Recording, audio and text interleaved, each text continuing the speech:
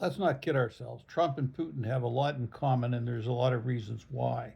Let's start with the fact that a lot of people are now saying and suggesting, at least, that the documents have been released by the Department of Justice on the Epstein files indicate that the Epstein uh, trafficking, sex trafficking ring was a large scale KGB effort to honey trap major leaders, particularly in the West. They seem to have succeeded beyond their wildest dreams. So that Putin was head of the KGB in 1990. In the 1980s, Epstein had been simply a stock trader or bond trader at Bear Stearns, where he eventually left. He gave a deposition that, in an unrelated matter, that at the time he left in the early '80s, he was making about $40,000 or $50,000 a year, which equates to around $160,000 now. Not a nothing to be sneezed at, but on the other hand, not what he became.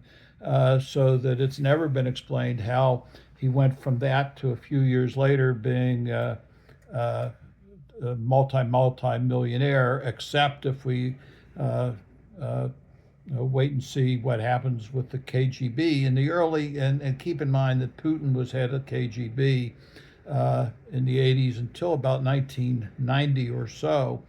The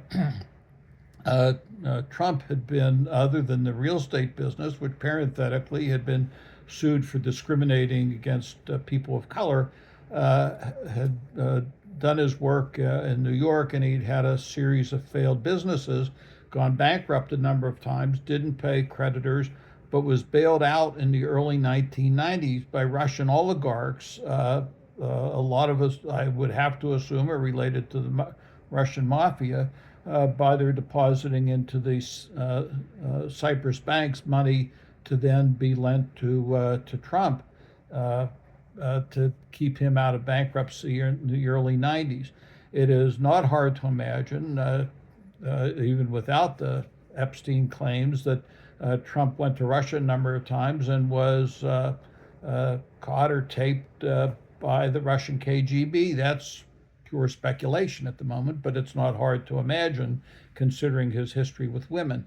Then we have in the late 1990s or early 2000s, Trump suddenly coming up with the money to buy a house away from Jeffrey Epstein for millions of dollars, which Epstein questioned how he had it and sold it a year or two later for a huge profit. Then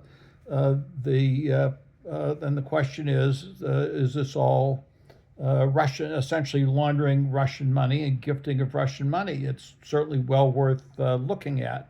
Meanwhile, Trump, like Putin, goes after news media, and his answer, because at least we have a long history of a Republican slash Democratic constitution, is to sue people and try to scare the hell out of them. Putin simply has them arrested and jailed.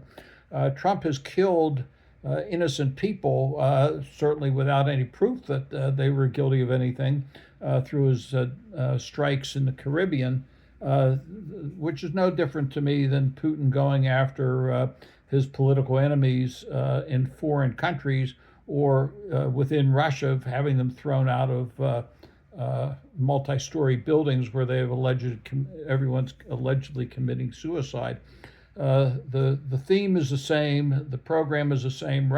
Trump now wants to nationalize elections. So does Putin, who nationalized elections in Russia and consistently gets 97% of the vote, is what Trump wants to do. The parallels are uncanny.